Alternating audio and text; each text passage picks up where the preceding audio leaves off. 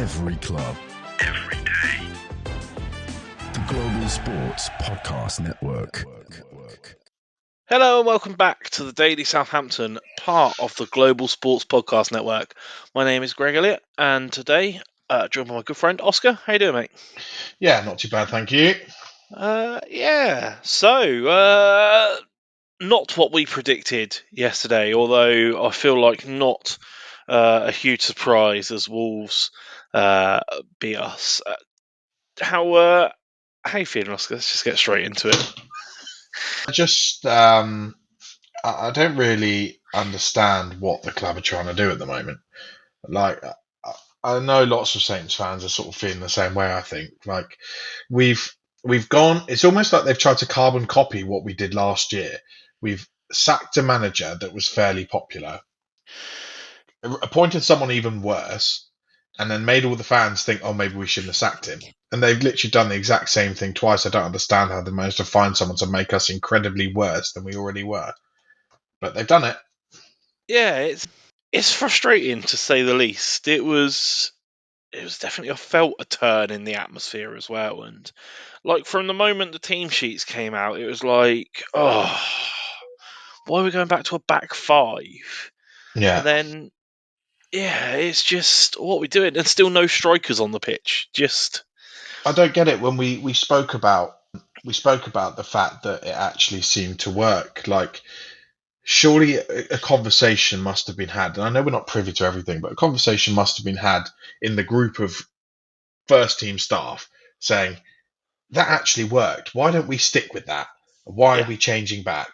Is everyone like petrified of him? Is it just him saying it, or is he being bullied into changing it? Why would you change it if it's been better than it was? It's not as if the personnel weren't there. Am I right in saying that this is from what I gathered, that the back three was Bella Kotchap, Aribo, and Walker Peters of centre backs? yeah, pretty much. Yeah. Why? Yeah.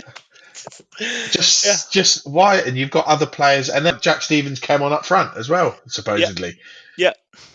It's almost like they're just sort of saying, yeah, that might work. Let's try it. I understand the logic of that. Nothing else has worked, but I thought they'd found something that at least maybe did a little bit. They scored a goal and they didn't concede 6 against. Well, yeah. actually, maybe in hindsight, looking at Liverpool now, it wasn't that good a result. But it's frustrating, and I guess it's even more frustrating because it actually kind of worked for a bit at least. Like I felt watching it, like I thought, oh, we're actually doing a bit here, and we're sort of dominating the ball. And we've had a couple of chances, and then immediately we switch off one awful piece of defending, and we're 1-0 down. And yeah. Well, it sort of sums up. I know this is pretty much the strapline of the season, but it sums up the season. Poor defense. Well, before the poor defending, a fairly poor miss from Sulemana, where he's gone to hit it, missed the ball, and it's hit his standing leg and gone backwards. And then they've gone up the other end. Terrible defending, which maybe now people are starting to realise that these people are seeing the players week in, week out, and not just seeing their score on FIFA as to why they're not being started. And not great goalkeeping either, in fairness. But no, definitely he's should have done better. probably thinking at the time, I wonder if my centre back's actually going to challenge for this, or he's just going to let his man run off Stand there and watch it. header. Especially when the striker is quite big and quite good in the air. You'd have thought you'd say just match him up, mate. But yeah, and then but then like went on in the rest of the first, like that was their only shot in the first half. So we still went on and like stuck in and got our heads up and created some half chances, but nothing worth sort of writing home about. And then you're thinking, well, it's only 1-0 at the break. Maybe he'll do something. Maybe he'll, put some fire in or something, and we'll come out and do something in the second half. And the two things that happened were he took Matty Fernandez off, who's been pretty much consistently our best player all season. Admittedly, he didn't have the best game yesterday, but I think we were playing him up front, from what I could tell, and brought on Tall Paul. So, I mean, that was literally met with chants of you don't know what you're doing. So yeah. That's always a bad sign, especially for Southampton fans who are, to be honest, fairly passive in terms of not the most vocal a lot of the time. That is a negative sign if that starts to happen, the start of a turn. And I still think that's probably why they didn't bite the bullet and actually try and pay the money for someone like Danny Roll. Or I think they knew that there was a very real possibility this would happen for the rest of the season. And so, as I said a couple of times, I think Juric is basically just being used as a fall guy. Which, fair play to him if he's taken it. He's taken it with that, taking it on the chin with that. But he hasn't helped himself either. No, and I mean the sort of the frustration is that I sort of understand the logic behind the change, bring an actual striker on the pitch. Whether that's the striker I would have brought on, no. If that's the player I would have taken off to make way for him, no. I don't think Diblin was having the best game. I probably would have taken him off. Although then he went on to sort of create the goal that we did get, but also, as well as the change and that sort of outcry of negativity, the other first thing that happened less than 3 minutes into the first half is, we lose the ball in midfield and then all of our players just stand and watch Wolves walk through and score. Which you would have thought that defensive transition, given the season that we've had so far, would be the biggest thing you're working on. If we lose the ball, we need to get back and get behind the ball. Like the amount of goals that we've cost ourselves from doing that, you would have thought by now someone would have tried to address it. And it can't. I appreciate it. You can't always point at the manager if it's a different manager and it's the same players, but at the same time, it's up to that manager to try and get a change of tune out of the players if that's the case. Like we just seem woefully. I don't know what it is. Martin said in his Monday Night Football it's about athleticism. We don't have enough athletic players, but we just seem woefully unprepared for when teams counter-attack, almost as if it's a surprise, and not how 90% of teams play in the Premier League. Dynamic forward play. Yeah, it's crazy, and just the amount of times it happened as well, where everyone just stood still. Like there were a couple of times where Sulemana took a man on and beat a man and got into a position, and then he just had to turn around and go backwards because there's just no movement on or off the ball. It's just completely stagnant. Yeah, I suppose that comes from because that's something that very much wouldn't have been something that they would have wanted him doing in Martin's system. So they're probably still a bit like, why are you doing that? We don't know how to do that. Oh no, wait, Martin's not here anymore. Right, we actually need to maybe try and play differently. But hey ho. But despite all of that, there might still be yet some positives to take. Maybe clutching at straws, but we'll touch on that after a message from our partners. Your body is unique, and Global Sports Podcast Network has partnered with Bionique, the world's most personalised supplements. Bionique provide 100% tailor-made supplements designed to deliver precisely what your body needs at exactly the right levels to optimise your health. No guessing. So click the link in the show notes. Use the code GSPN2025 for 40% off your first month's subscription. Bionique. Don't settle for off-the-shelf solutions made for just anybody.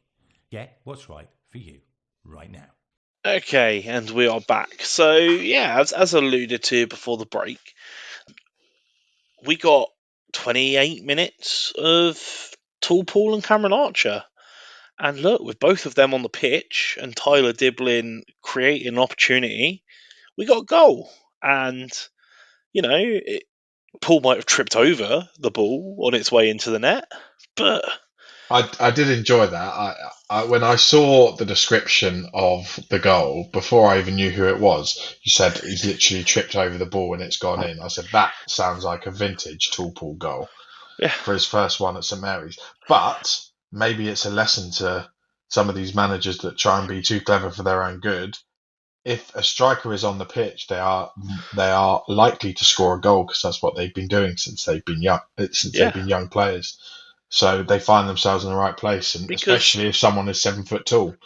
Yeah, because he might not be the best in the air or bring the best in the as an outlet, but he knows how to be in the box and be in a position when the ball comes to him. And even though he's sort of bundled it in clumsily, he's put the ball in the back of the net and put himself as our joint top goal scorer for the season, which is, I mean, maybe as much of a scathing indictment of the season as anything else, seeing as our other joint top goal scorer is our centre back, Joe Aribo. So,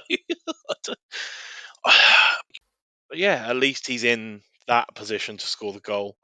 And that's what you needed, because without any of the other strikers on the pitch, that's not the case. And Archer running off behind and Torpal being a target and Diblin and sort of Suleiman on the wings running through. What was a threat? Suleiman again kept getting past the players, but there's just no one to pass to, no cross to make. If he crosses the ball, it's not going anywhere. So you needed that target to sort of bring that through. Yeah, and again, I understand the logic of the fact that probably both Dibbling and Suleiman are more inside forwards or wingers that want to get in and try and maybe cut back and score, rather than they're going to get it out to the byline and whip it. Like I think we were discussing this the other day. It seems like that's sort of a dying art for wide players now to actually cross a ball. But even so, I think Torpal being on there, it makes them think about something a bit different. And rather than putting Fernandez in there, who's not played there, or Grombach, and it's not really fair on these players either. And if I'm Matty Fernandez, I'm thinking, well, you're playing me out of position, then hooking me at half time.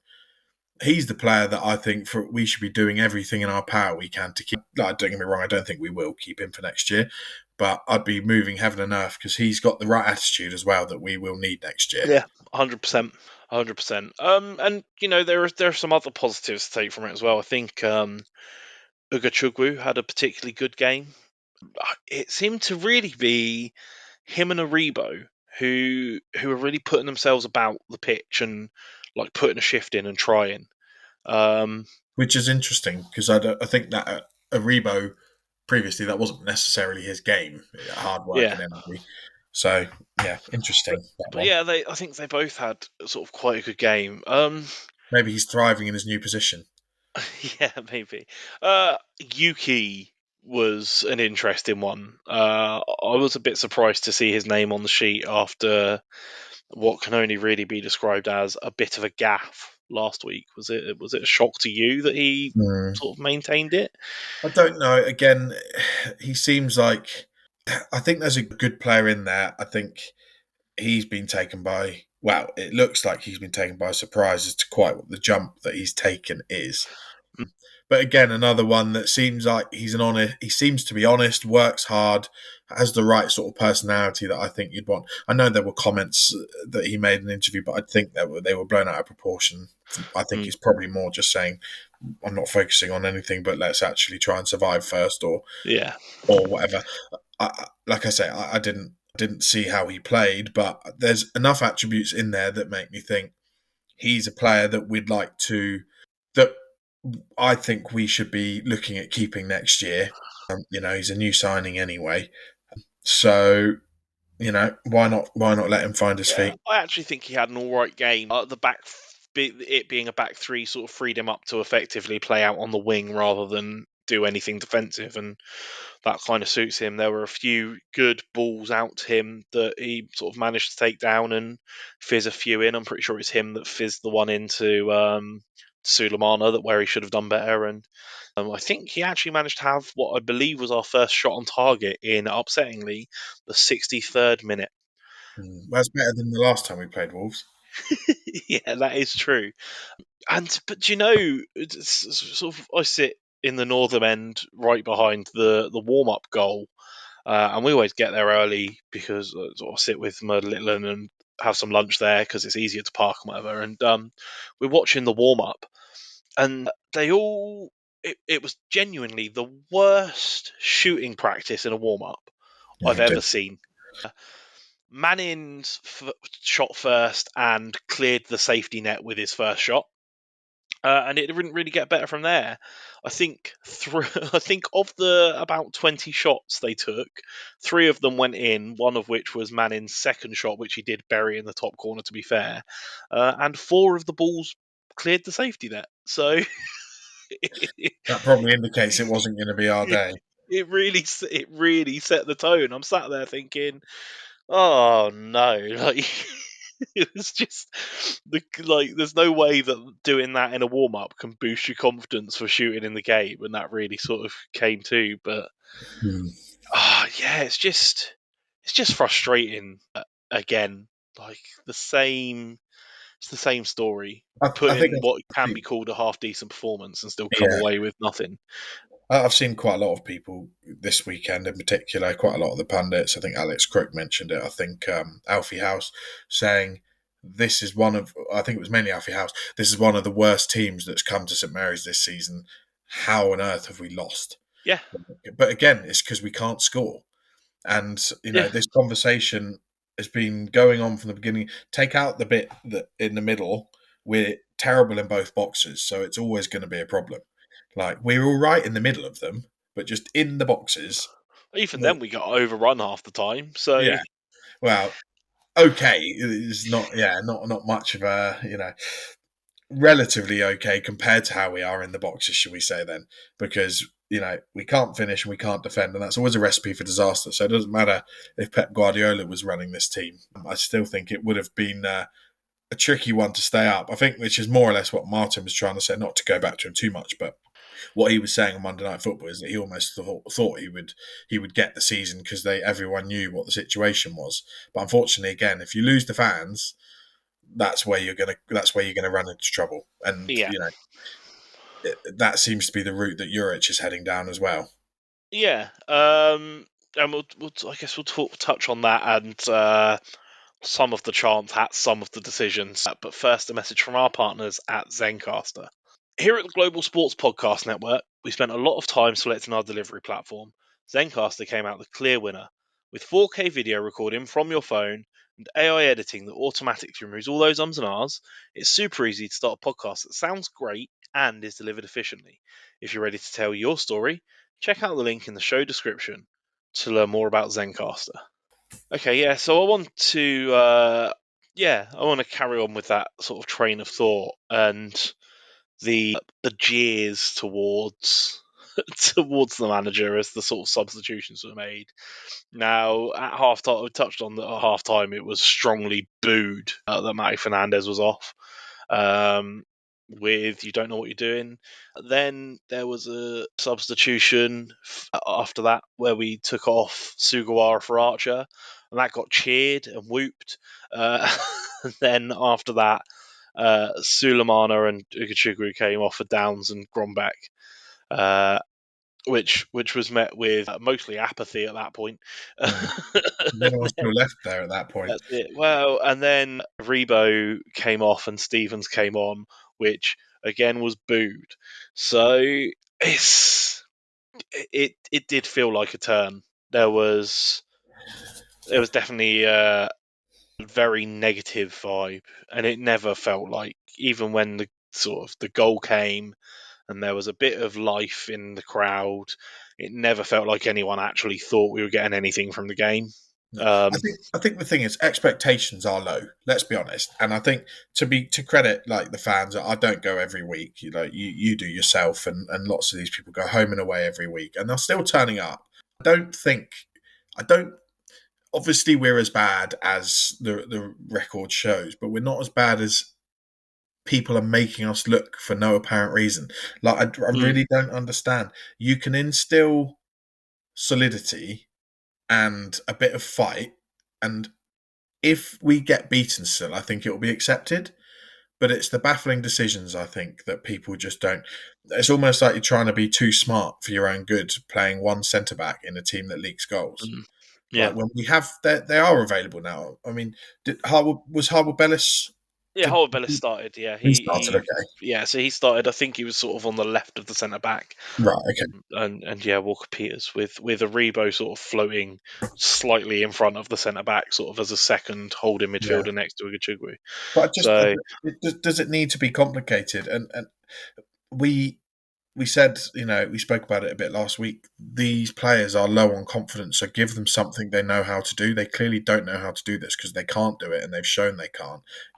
You find something to look at that works, and then maybe try and stick with it. And just there comes an extent now where they probably do need to start trying to appease the fans, because that's about all they can do for the rest of the season. And it's not exactly you can turn around and justify it saying, oh well, we got the 3 points, even if the fans might not like it, but we're not getting the points either. So we're upsetting everyone, we're playing terrible football, and we're not getting any results out of it. So, for me, and I know Adam Blackmore was talking about it yesterday with on their going home thing. Is it a viable option? And I was listening to TalkSport as well, and we can touch on that as well. Is it a viable option to sack Juric now, given that it's an international break? And, I know a lot of people have said give it Lallana till the end of the season, or again, Rusk. There's worse options out there. He's kept. It's a bit Sellers-y, but if they're going to try and carbon copy the end of last season, then they might as well do it. I mean, the biggest question is how much does that cost us? Like, does it actually matter? Like, yeah, the season's done anyway. There's nothing else to play for. So if it's going to cost us a ridiculous amount of money because he's not made it to the break clause in the summer, then we might as well save the money and keep him, as painful and horrible as it is. But you can, he can still be employed by the club, and you can wash the kit or something. Yeah, I don't know. And they were talking. They were talking on TalkSport as well, quite seriously. This was Jamie O'Hara and whoever. I don't know if it was maybe slightly Pompey-minded wind-up, but genuinely asking the question: why don't we get Russell Martin back for next season? Which I think is shocking. That's a horrible take. That is, yeah. I don't think any fan would sit for that. And not for him either, I don't think. I guess I do have. I guess it would be remiss of me not to mention. I sort of said earlier that no one really believed that we were going to get anything from it, but there was still that sort of slight hope and drive on, and it wouldn't do to mention the point that sort of made and drove home that anger, which was Wolves just being the worst. Dive in on the floor. There was one absolute joke of a moment where sat where I am, I could see down the pitch, and it was like they were going for a synchronized dive in middle. Like, oh, the ball's out of play, we better lie down and have cramp. And it was just ridiculous. It was about 10 times, and it was slowing the play down, and it was really winding me up. And the referee, to his credit, wasn't really standing for any of it, and actually had a reasonably good game, but then only added 6 minutes on. And then 2 of those minutes weren't played because the ball's out of play and one of them was down, and then he blew it pretty much bang on 96 minutes, and it winds me up. Yeah. When why are you blowing the whistle when you said there's 6 minutes to play and we haven't played that 6 minutes? Like, we were pushing and trying for the goal. We were really sort of throwing the kitchen sink at it at that point. And don't get me wrong, we could have played for 3 days and not scored again. But it's the principle of it.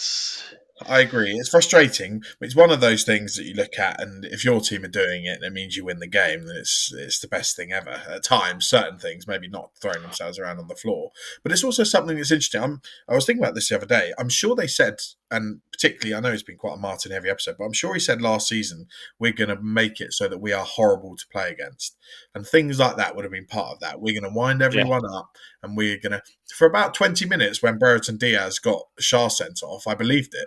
Since then, I think the idea was to have a bit of a hardened underbelly. We've got the softest underbelly of any team in the Premier League, and we look like, it was like when it might have been the season we went down the first time, when we kept giving the ball back to them for like a throw in, then they'd throw it over our head and score. Like, just a bit of naivety in it as well. Yeah. And I mean, there was one moment where it like triggered a horrible memory. Like, Sarr kicked the ball massively out into touch so that they could take off an injured player and make a sub.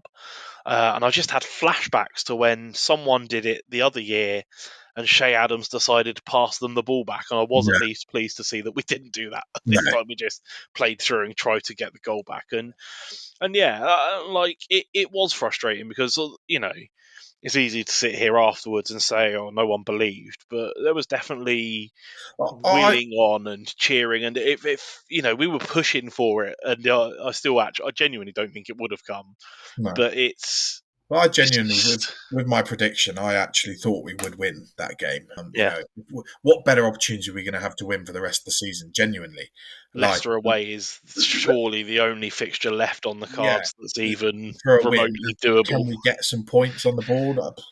I don't know at this point. If we can't beat that Wolves team without Cunha, and this is where, again, going back to Juric a little bit, I really do not understand. Maybe it was out of context, I don't know, but what on earth he was talking about yesterday, saying, I think tomorrow Wolves will be a little bit less safe in the Premier League. Did you hear about this? I did, yeah. I saw it in the press conference, and I think he was just trying to make a joke, basically, because the question was, "Are Wolves safe? Have they got nothing to play for?" And he's like, "Well, if you're looking at it mathematically, they're the only team we can actually catch. So, okay, no, we'll beat them, and they'll be a little bit less safe." It was just like an offhanded joke comment that's been fair enough. He's made some odd comment. I mean, I think he was saying today, they asked him about, which again is a loaded question that's quite difficult to answer, but they asked him about fans booing, and he was basically said, "Yeah, they should boo more.